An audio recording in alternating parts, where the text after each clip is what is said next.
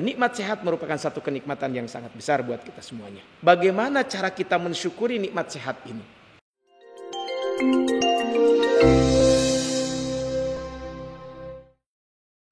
Ikhwani wa akhwati fillah, jalan jannah makan Allah Subhanahu wa taala. Wahab bin Al-Munabbih, beliau pernah mengungkapkan, induk nikmat itu ada 3, kata beliau. Yang pertama adalah nikmatul Islam, yaitu nikmat Islam, yang mana tidak akan sempurna kenikmatan, tidak akan sempurna semua kehidupan kecuali dengan nikmat Islam tersebut. Yang kedua, kata beliau, adalah nikmat kesehatan, yang mana dengan kesehatan tersebut kehidupan akan lebih sentosa, dan tanpa nikmat kesehatan kehidupan tidak akan sentosa. Kemudian yang ketiga adalah nikmat kekayaan, yang tidak akan lengkap kehidupan tanpa kekayaan tersebut. Ikhwani wa akhwatilah, jalan jannah bukan Allah Subhanahu wa taala. Banyak orang mengejar-ngejar harta. Tujuannya adalah apa? Untuk mengumpulkan harta sebanyak-banyaknya. Karena dia mengira bahwa dengan harta yang banyak kehidupannya akan tenang, kehidupannya akan sukses dan lain sebagainya. Tetapi ternyata ketika dia diuji dengan sakit, berapapun harta yang telah dia kumpulkan akan dia keluarkan untuk membeli yang namanya kesehatan tersebut.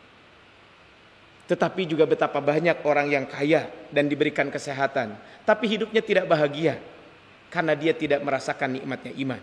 Sehingga banyak orang dengan kekayaan yang dia miliki, dengan kesehatan yang sudah dia punya, dia berkorban dengan harta kekayaannya untuk mendapatkan kebahagiaan, dengan berkorban untuk mendapatkan keislaman dan keimanan tersebut. Ikhwani wa akhwatillah, jalan jannah kan Allah Subhanahu wa taala. Jadi kalau kita berbicara tentang sehat, sehat itu merupakan nikmat yang sangat besar, anugerah yang Allah berikan kepada kita semuanya.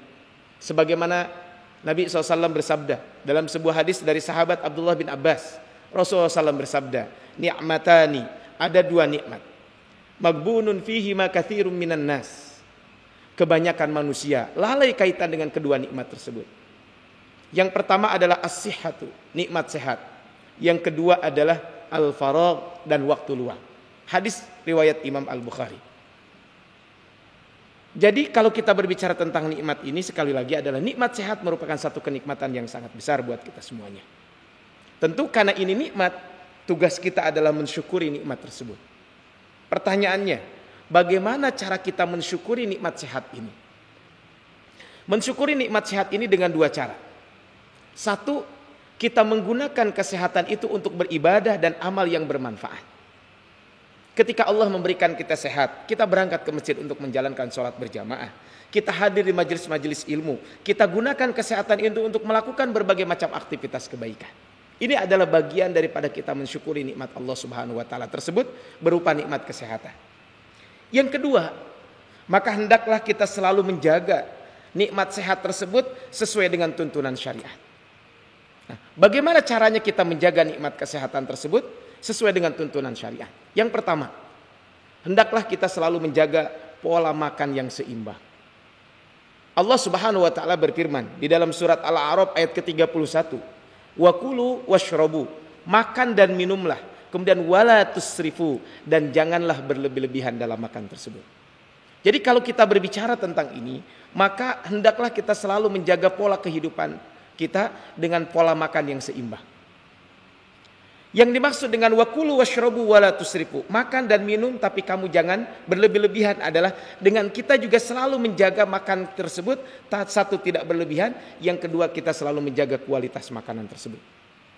Disunnahkan kita menjaga kualitas makanan seperti memakan hal-hal yang proteinnya tinggi, vitaminnya tinggi dan lain sebagainya. Contoh madu, susu dan lain sebagainya. Ini adalah kalau kita berbicara tentang pola makan yang seimbang tersebut. Dan ketika kita berbicara tentang pola makan yang seimbang, yang sangat penting buat kita semuanya adalah kaitan dengan makanan ini adalah makanan tersebut harus berkualitas, memang betul. Tapi juga jangan lupa kaitan dengan kehalalannya. Makanya Allah Subhanahu wa taala berfirman di dalam Al-Qur'an, di dalam surat Al-Baqarah di ayat 168, ya ayyuhan nas kulu mimma fil ardi halalan thayyibah. Wahai manusia, makanlah dari apa yang ada di muka bumi dengan cara makan yang halal dan baik. Jadi kalau kita menjaga Pola makan yang seimbang itu adalah di samping jangan berlebihan, kemudian makanan juga berkualitas, dan pastikan makanan yang kita makan itu adalah halal. Halal dari zat makanan itu sendiri, sehingga Islam mengharamkan namanya babi, minuman keras, dan lain sebagainya. Ini diharamkan. Yang kedua adalah juga haram kaitan dengan cara mendapatkannya. Ikhwani wa akhwati fillah, jalan tujuan namkan Allah Subhanahu wa taala. Kenapa kita harus memakan makanan yang halal? Kita harus memakan makanan yang halal itu adalah karena dosa pertama manusia itu adalah kaitan dengan makanan. Kita tahu, ya, kenapa? Ya, Nabiullah Adam alaihissalam diusir ke dunia adalah karena memakan makanan yang dilarang oleh Allah Subhanahu wa taala. Kemudian kita harus memakan makanan yang halal karena makanan yang halal itu akan menyebabkan doa kita terkabul. Dan ketika kita memakan makanan yang dilarang oleh Allah Subhanahu wa taala, memakan makanan yang haram, maka doa kita tidak akan dikabulkan. Rasul menyampaikan dalam sebuah hadis, "Innallaha ta'ala thayyibun, la yaqbalu illa thayyiba." Allah itu baik dan mencintai yang baik-baik. Kemudian menyebutkan ayat-ayat Al-Qur'an yang memerintahkan kepada para nabi dan orang beriman untuk memakan makanan yang halal. Maka setelah itu kata Rasulullah, "Summa dzakara rajul." Kemudian dikisahkan tentang seseorang. Seseorang tersebut adalah yutilus safar. Orang tersebut sedang melakukan musafir. Artinya waktu doanya mustajab. Kemudian asy'asa aghbara yamuddu yadayhi ila sama. Dalam kondisi sangat merendahkan diri di hadapan Allah Subhanahu wa taala. Dengan rambut kucel, pakaian juga kotor. Bukan berarti harus berdoa seperti itu, tapi dalam kondisi karena dia sedang musafir. Kemudian yamuddu yadayhi ila sama, dia berdoa sampai mengangkat tangan. Ya Rabbi, ya Rabbi. Ya Allah, ya Allah. Mengulang-ulang doanya. Ini adalah orang-orang kalau berdoa dengan cara ini pasti akan mustajab doanya. Tetapi kata Rasulullah SAW, wa mat'abuhu haramun, makanannya haram. Wa malbasuhu haramun, pakaiannya haram. Wa gudiya bil haram, dan semuanya makanan itu adalah berasal dari haram. Fa anna yustajabulah, bagaimana dia akan dikabulkan doanya? Kemudian berikutnya adalah kenapa kita harus memakan makanan yang halal? Karena makanan yang halal itu akan mencegah kita dari api neraka. Satu kerat daging. Dari makanan satu kerat daging. Karena makanan yang kita makan dan sumber makanannya itu adalah berasal dari yang haram, maka fannaru aula, maka neraka layak buat dia. Kemudian kaitan dengan pembahasan yang kita bahas, bahwa kenapa kita harus halal, karena memakan makanan yang haram akan menimbulkan berbagai macam penyakit. Ini adalah jelas. Makanya untuk menjaga kesehatan kita, hendaklah kita selalu memakan makanan dengan pola makan yang seimbang. Yang kedua, hendaklah kita juga menjaga pola istirahat yang baik. Sehingga kita dilarang oleh Nabi SAW berlebihan dalam ibadah karena kurang istirahat. Kan dalam sebuah hadis ada 3 orang yang datang kepada kepada istri Nabi SAW. Ketika mereka datang bertanya, wahai istri Nabi, bagaimana cara ibadah Nabi SAW? Mereka jelaskan, ibadah Nabi itu adalah satu, adalah begini, begitu, dan sebagainya. Ketiga orang itu mengatakan, kalau begini, betapa jauhnya kita daripada ibadah Nabi. Maka saya akan sholat malam sepanjang malam. Sepanjang tahun saya terus akan sholat malam, tidak akan tidur.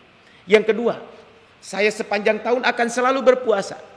Yang ketiga, dia mengatakan saya tidak akan pernah menikah. Kemudian kata Rasul, antumul ladzi qultum kadza wa kadza. Wahai sahabat, engkau lah yang mengatakan ini.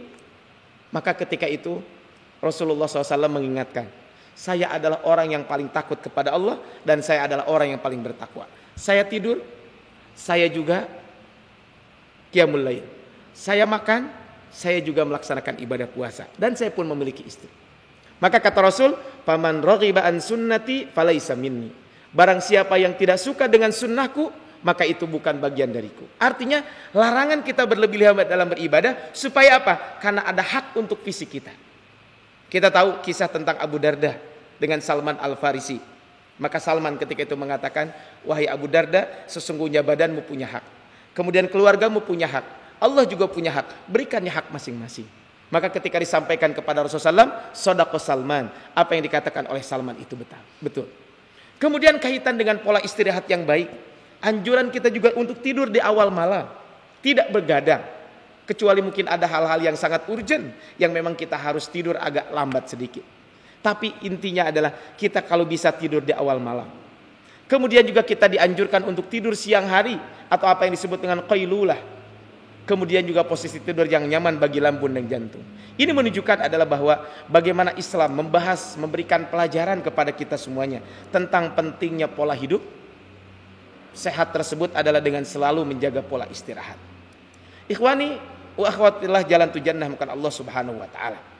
Kemudian yang ketiga adalah untuk mensyukuri nikmat sehat itu dengan menjaga pola hidup yang sehat itu adalah dengan cara kita olahraga yang teratur. Rasulullah SAW menganjurkan secara umum untuk selalu memiliki kekuatan, untuk menjaga kekuatan. Kata Rasulullah SAW, al-mu'minul qawiyyu, mukmin yang kuat, ahabbu ilallahi minal mu'minid dhaif, lebih baik dan lebih dicintai oleh Allah Subhanahu wa taala daripada mukmin yang lemah. Hadis riwayat Imam Al-Bukhari. Ini jelas bahwa Rasul memberikan arahan kepada kita semuanya untuk selalu menjaga kekuatan. Bahkan Rasul pun memberikan contoh dan praktek nyata bagaimana beliau selalu menjaga menjaga kekuatannya tersebut. Sampai tadi disebutkan kata Rasul, al-mu'minul qawiyyu, mukmin yang kuat. Bahkan ada seorang ustadz menyampaikan, ada 10 indikator, ada 10 karakter muslim ideal. Maka beliau menyebutkan yang pertama adalah qawiyul jism, ketika dia memiliki fisik yang prima, fisik yang kuat. Karena dengan fisik itu dia bisa mencari nafkah, dia bisa beribadah dengan benar. Tapi tadi fisik yang kuat ini harus dibarengi dengan salimul aqidah, akidah yang benar. Karena ketika fisik tanpa dibarengi dengan akidah yang benar, maka ujung-ujungnya adalah naudzubillah min dzalik, pasti akan digunakan untuk melakukan hal-hal yang dilarang oleh Allah Subhanahu wa taala. Ikhwani wa akhwatillah jalan tu jannah bukan Allah Subhanahu wa taala. Bahkan Rasul kaitan dengan olahraga ini. Rasul menyampaikan dalam sebuah hadis, kullu syai'in laisa fihi dzikrullah fa huwa lahwun wa la'ibun. Segala sesuatu yang di situ tidak ada nama Allah Subhanahu wa taala, tidak disebut nama Allah Subhanahu wa taala, maka apa? Fa huwa lahwun wa la'ibun. Maka itu sia-sia dan permainan. Apa kata Rasulullah? Kecuali illa arba, kecuali 4 hal. 1, mula'abatur rajul imra'atahu. Dia bersenda gurau, dia bercengkrama dengan istrinya. Kemudian yang kedua adalah wa ta'dibur rajul farasahu. Dia mendidik kudanya. Dia bahasa kita adalah olahraga berkuda. Wa masyuhu bainal gharadain. Kemudian dia berjalan untuk 2 tujuan. Wa ta'limur rajul as-sibaha. Kemudian ini kaitan dengan menjaga kesehatan itu adalah seseorang mengajarkan bagaimana berenang. Ini menunjukkan adalah tentang bagaimana pentingnya kita selalu olahraga yang teratur. Kenapa? Karena badan kita pun punya hak. Kemudian yang keempat, kaum muslimin rahimani wa rahimakumullah, bahwa untuk menjaga kesehatan kita dengan kita pun selalu menjaga kebersihan. Ayat-ayat yang turun awal kepada Nabi sallallahu alaihi wasallam, di antaranya adalah surat Al-Muddathir. Bagaimana kata Allah Subhanahu wa taala, "Wa thiyabaka fatahhir." Dan pakaian-pakaianmu maka bersihkanlah. Ini awal-awal turun wahyu. Allah sudah mengajarkan bagaimana pentingnya kita menjaga kebersihan. Rasul pun menyampaikan dalam sebuah hadis, at-tuhuru syatrul iman. Kebersihan itu adalah sebagian dari iman. Bahkan kata Allah, innallaha yuhibbut tawwabina wa yuhibbul mutatahhirin. Allah itu mencintai orang-orang yang bertaubat dan orang-orang yang selalu menjaga kebersihan. Kaum muslimin rahimani wa rahimakumullah. Ketika kita menjaga kebersihan itu tadi dengan menjaga kesehatan pakaian, kebersihan pakaian kita. Kita pun menjaga kebersihan badan kita, kesehatan badan kita. Makanya Rasulullah SAW ketika memperhatikan bagaimana kaitan dengan kesehatan badan, Rasulullah SAW menganjurkan umatnya untuk bersiwak. Kalau bahasa kita adalah sikat gigi, yaitu membersihkan mulut dan gigi. Kemudian kita pun dianjurkan untuk mandi secara teratur. Bahkan ada amalan-amalan ibadah yang sebelum kita menjalankan ibadah tersebut, dianjurkan kita untuk mandi terlebih dahulu. Kemudian memakai pakaian yang terbaik. Contoh adalah di hari Jumat. Kemudian juga di hari raya Idul Fitri dan Idul Adha. Ini menunjukkan kita semuanya harus menjaga kaitan dengan kebersihan ini. Ikhwani wa akhwatu fillah jalan tu jannah bukan Allah Subhanahu wa taala. Jadi kalau kita berbicara tentang kebersihan, maka Islam itu sangat menjaga kaitan dengan kebersihan. Makanya kalau kita lihat bagaimana Islam dan kebersihan. Syariat Islam terkait dengan kebersihan itu sangat banyak. Bahkan kalau kita mempelajari kaitan dengan fikih, maka bab pertama yang dibahas itu adalah kitabut thaharah, itu bab bersuci. Ini menunjukkan bahwa syariat Islam sangat erat kaitannya dengan kebersihan. Kita dianjurkan untuk membersihkan najis. Kita dianjurkan untuk mandi junub. Kita wudu, kemudian mencuci tangan setiap kita bangun tidur dan lain sebagainya. Kemudian setelah kita buang air besar atau buang air kecil, ada yang disebut dengan istinja. Kemudian kita pun bagi laki-laki diwajibkan untuk berkhitan. Kemudian memakai parfum, sikat gigi, memotong kuku dan lain sebagainya. Ini adalah semuanya syariat Islam kaitan dengan kebersihan. Sehingga untuk menjaga kesehatan itu adalah bagaimana kita selalu menjaga kebersihan. Dan Islam sangat perhatian kaitan dengan kebersihan. Tadi saya ulangi, bab pertama yang ada dalam buku fikih adalah rata-rata kaitan dengan kitabut thaharah. Kemudian yang kedua, bagaimana Islam kaitan dengan kebersihan ini? Islam sangat memperhatikan kaitan tentang pencegahan penyakit dengan selalu menjaga kebersihan. Makanya di hari-hari ini kita masih terjadi wabah pandemi COVID-19. Kita dianjurkan oleh pemerintah, oleh ahli kesehatan untuk selalu cuci tangan dan lain sebagainya. Padahal kalau kita berbicara tentang Islam, Islam sudah jauh-jauh hari kaitan dengan sikap untuk tindakan preventif ini. Selalu menjaga cuci tangan. Bahkan kata Rasul ketika kita bangun tidur, ya, maka ketika kita bangun tidur, janganlah kita mencelupkan tangan kita ke tempat air sampai kita mencuci tangan terlebih dahulu. Kenapa? Kita dianjurkan mencuci tangan terlebih dahulu. Salah satunya adalah hikmahnya. Karena kita nggak tahu di malam hari ini tangan kita apa yang kita pegang. Maka untuk mencegah itu kita ada yang namanya cuci tangan. Jadi Islam sangat memperhatikan kaitan pencegahan penyakit. Kemudian di dalam Al-Quran Allah juga mencintai orang-orang yang bersuci. Innallaha yuhibbut tawwabina wa yuhibbul mutatahhirin. Allah itu mencintai orang-orang yang bertaubat dan orang-orang yang bersuci.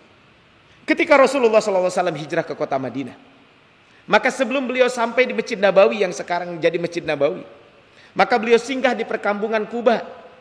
Di tempat tersebut Rasul membangun masjid. Dan ternyata keistimewaan masyarakat yang ada di tempat tersebut adalah bahwa yuhibbuna ayyatatahharu. Mereka itu mencintai yang namanya kesucian. Baik itu kesucian lahir dan kesucian batin.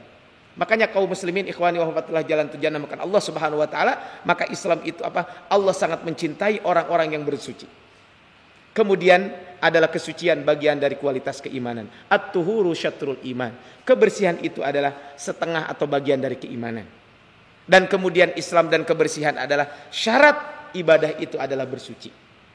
Makanya ketika kita mau sholat, pastikan tempat sholat kita bersih. Kemudian pastikan pakaian kita juga bersih.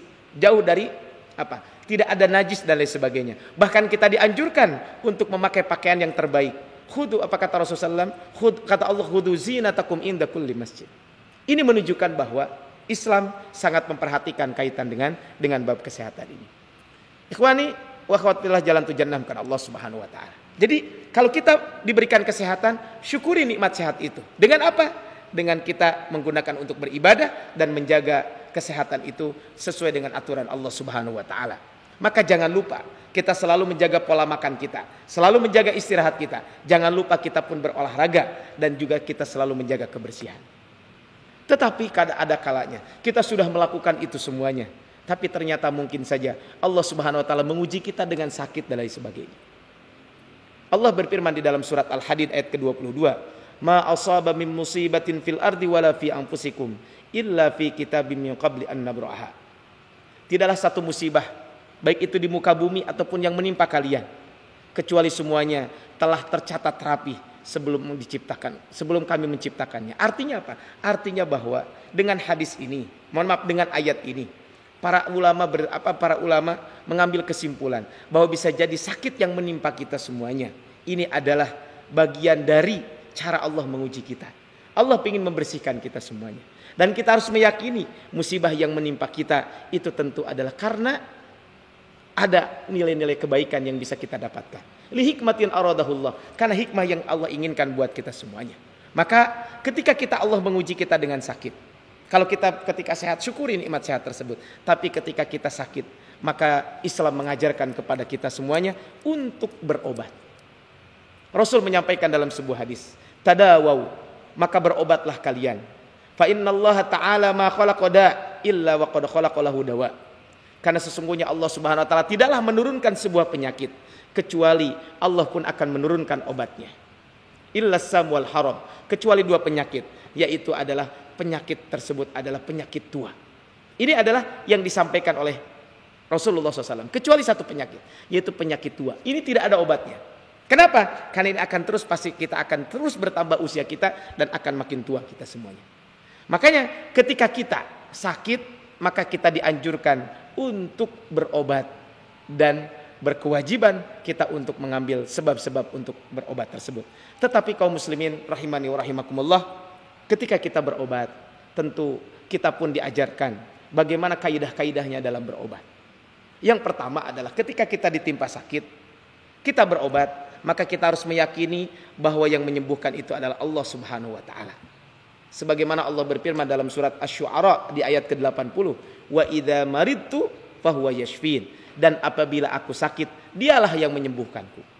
Kita hanya mengambil ikhtiar basyari. Kita datang ke klinik, ke rumah sakit, ke dokter dan lain sebagainya. Ini bagian daripada ikhtiar basyari. Tetapi kita harus meyakini bahwa yang menyembuhkan itu adalah Allah Subhanahu wa taala. Kemudian yang kedua, ikhwani wa akhwatillah jalan tujuan dalam Allah Subhanahu wa taala, maka ketika kita melakukan pengobatan, maka gunakanlah obat-obat yang tidak haram.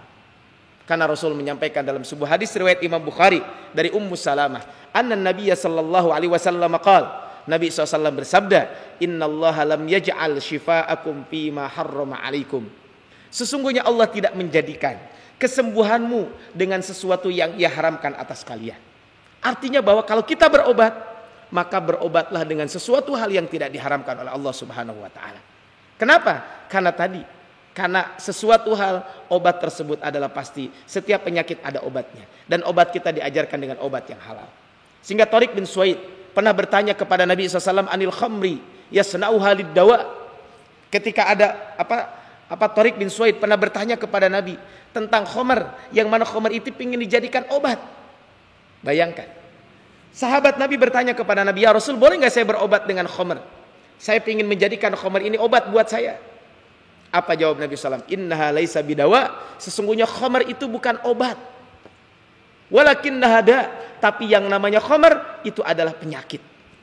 Makanya jelas, khamr itu adalah da. Bagi kita sebagai seorang muslim, mutlak itu adalah keharamannya. Sehingga fa'afadal hadis, dari hadis ini para ulama mengambil kesimpulan bahwa berobat dengan sesuatu hal yang haram itu adalah diharamkan. Dan ketika kita berobat dengan sesuatu hal yang haram, itu adalah bukan penyembuh, tapi justru itu akan membawa penyakit. Tadi disampaikan, kenapa kita harus memakan makanan yang halal? Karena makanan yang halal itu akan berdampak pada kesehatan kita. Dan ketika kita mengkonsumsi makanan yang haram, justru akan mendatangkan berbagai macam penyakit. Salah satunya adalah khamr, atau minuman keras dalam bahasa sekarang, atau disebut dengan miras. Di samping dia penyakit kaitan dengan fisik kita, dan ternyata juga kaitan dengan moral, itu pun adalah akan menjadi penyakit.